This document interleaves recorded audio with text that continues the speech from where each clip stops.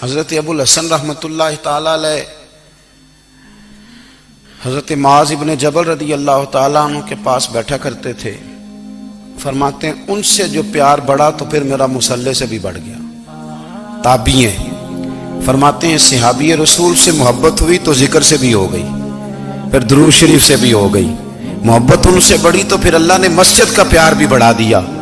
آپ فرماتے ہیں کہ میری ہر وقت طبیعت چاہتی تھی کہ بس اللہ اللہ کروں، بس اللہ اللہ کروں، بس نہ میں ذرا تھوڑی جان چھڑاؤں لوگوں سے، کوئی 10 منٹ ملے تو میں کوئی 4 نفل پڑھ لوں، میں تھوڑا سا نہ بچوں لوگوں سے، اور مجھے تسبیح ملے تو میں نہ کچھ 400-500 دفعہ استغفار پڑھوں، سبحان اللہ، الحمدللہ، اللہ اکبر، لا حول ولا قوت الا باللہ، میں نہ تسبیحات پڑھوں۔ فرماتے ہیں کہ بچے تھے گھر میں 6-7، غربت تھی، کام ملتا کوئی نہیں تھا، اور میں کام چور نہیں تھا، کام ڈھونڈتا تھا، پر اللہ کی قدرت کے کام نہیں ملتا تھا۔ فرماتے ہیں کہ میں نے ایک دن اپنی اہلیہ سے کہا کہ آج میں پھر جاتا ہوں کام ڈھونڈنے، تو میری بیوی بڑی فرما بردار تھی، پر اس دن نہ غربت کے ہاتھوں تنگ آ کے کہنے لگی آج نانا کوئی تو چیز لے کے آیا، تو مجھ سے بچوں کی بھوک نہیں دیکھی جاتی، یہ سب روگاں دا روگ محمد جس دا نام غریبی، کنڈ بلا کے لنگ جاندے نہیں دوست یار قریبی، آج نہ کچھ لے کے آیا تو میں بچے لے کے چلی جاؤں گی۔ شیخ فرماتے ہیں کہ میں بڑا پریشان گھر سے نکلا، پر میں نے صبح سے لے کے زور تک کام ڈھونڈا، کام ملا کوئی نہیں، تو میرے دل میں خیال آیا چلو کام نہیں ملتا تو اللہ اللہ تو کرے نا، چلو بندوں کی مزدوری نہیں ملتی تو رب کریم کی عبادت ہی کرتے ہیں۔ فرماتے ہیں کہ میں نے نا فرات کے پانی سے وضو کیا، نہر کے، شدید دھوپ تھی، ساتھ ریت تھی اور ریت تپ رہی تھی، میں نے اپنا رومال وہیں مصلی کے طور پر بچھا لیا، اور فرماتے ہیں کہ زور سے لے کر عصر تک نماز پڑھی، دھوپ بھی پورے زور پہ، پر میرے سجدے کا ذوق بھی پورے زور پہ۔ فرماتے ہیں سورج بھی چمک رہا ہے اور رب کی عبادت کا ذوق بھی پورے زور پہ، میں سجدہ کروں تو پھر میرا اٹھانے کو جی نہ چاہے۔ میرے استاد لکھا کرتے تھے، یہ ان کا شعر ہے، وہ کہا کرتے تھے مجھے سوز دے، مجھے ساز دے، اور مجھے نیم شب کا نیاز دے، دم سجدہ خود کو میں توڑ دوں، مجھے ایسا ذوق نماز دے، اور میں تیری بہار کا پھول ہوں، میں کھلا بھی ہوں تو تیرے لیے، مجھے میری شاخ سے توڑ لے، مجھے اپنی زلف کا ناز دے۔ بھائی فرماتے ہیں کہ عصر تک میں نے نفل پڑھے، دل ڈھلنے لگا، عصر کی نماز پڑھی اور میں وہاں سے چلا۔ اب میں جب نکلنے لگا تو دل میں خیال آیا کہ چھوٹی چھوٹی دیواریں ہیں گھر کی، بغیر کچھ لیے جاؤں گا تو بیوی دور سے دیکھے گی تو شور کرے گی کہ پھر خالی ہاتھ آ گیا ہے۔ کہتے میں نے اپنے اسی رومال میں جس پہ میں نے نماز پڑھی تھی نا، رومال میں کی آخی دے پنجابی جسافہ کہتے ہیں، اسی میں نا میں نے کچھ ریت بھر لی کہ وہ دور سے دیکھے گی تو سمجھے گی کچھ لے کے آیا ہے، چلو جا کے اسے بتا دوں گا کہ آج پھر مزدوری نہیں ملی۔ کہتے ہیں وہ ریت لے کر جب میں گھر میں گیا تو پہلے بیوی دروازے پہ کھڑی ہوتی تھی، پوچھتی تھی خالی ہاتھ آ گئے ہو؟ آج میں نے دیکھا تو ہے ہی کوئی نہیں۔ فرماتے ہیں میں اندر داخل ہوا، سلام لیے، کونے میں میں نے وہ رومال رکھ دیا اور میں نے آواز دی کہ بھلی مانس کہاں ہو؟ تو وہ کہنے لگی آپ منہ ہاتھ دھو لیں، میں روٹی لے کے آئی۔ میں نے کہا روٹی کہاں سے آ گئی؟ یہاں تو کئی دنوں کے فاقے، تو کئی دنوں کی غربت ہے، یہاں تو اس گھر میں تو فقیری ہے۔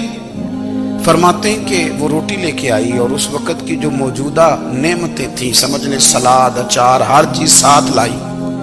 میں نے کہا کہ بچے کہاں گئے؟ کہنے لگی وہ کھانا کھا کے کھیلنے گئے، آپ کھانا کھا لیں آ جاتے۔ کھانا اس نے چن دیا۔ میں نے حیرت انگیز لہجے میں ساری نعمتیں اپنے دسترخوان پہ دیکھ کر کے بیوی سے پوچھا یہ کہاں سے آیا کھانا؟ بچوں کو تو نے کہاں سے کھانا کھلایا؟ یہ سارا کچھ کیسا ہے؟ کہنے لگی پتہ نہیں آج آپ کس کریم کی مزدوری کرنے چلے گئے تھے، پتہ نہیں کس کریم کی، میرے گھر میں تو اتنی نعمتیں آئی ہیں کہ مجھ سے سنبھالی نہیں جا رہی، اتنا اناج ہے، اتنا گندم ہے، کس کریم کے دروازے آج چلے گئے تھے؟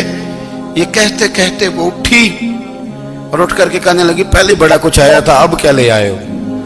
اور جا کر کے نا اس نے وہ ریت والا رومال کھولا کہنے لگے میں تو لے کے آیا تھا ریت، تو میرے رب نے اسے بھی سونے اور ہیرے بنا دیا تھا۔ جب آپ کی توجہ اللہ کی جانب، میرے نبی پاک صلی اللہ تعالی علیہ وسلم نے فرمایا ہر چیز اپنے رب سے مانگ، ہر چیز مانگ، ہر چیز مانگ۔ یا رسول اللہ کیا کچھ؟ میرے محبوب نے فرمایا تیرے گھر میں نمک بھی ختم ہو جائے تو وہ بھی اپنے رب سے مانگا کر، تو مانگنا وہ تجھے دے گا، تو اس کی بارگاہ میں کشکول طلب دراز تو کرنا۔ اور ترمذی شریف میں عجیب لفظ ہے، رسول کائنات نے فرمایا، رب کریم فرماتا ہے جب میرا بندہ ہاتھ اٹھاتا ہے نا تو مجھے حیا آتی ہے کہ میں خالی کیسے لوٹا دوں اس کے، اتنے بڑے بادشاہ کی بارگاہ میں۔ او بھائی، لوگوں سے عزتیں تلاش کرتے ہو تو وہ کیا تمہیں عزت دیں گے؟ وہ تو کل اچھا کہتے ہیں پرسوں برا کہنے لگ جاتے ہیں۔ لوگوں کے سامنے گڈ بک میں آنا چاہو گے تو وہ تو سویرے تمہارے بارے میں کچھ کہیں گے، شام کچھ اور کہیں گے۔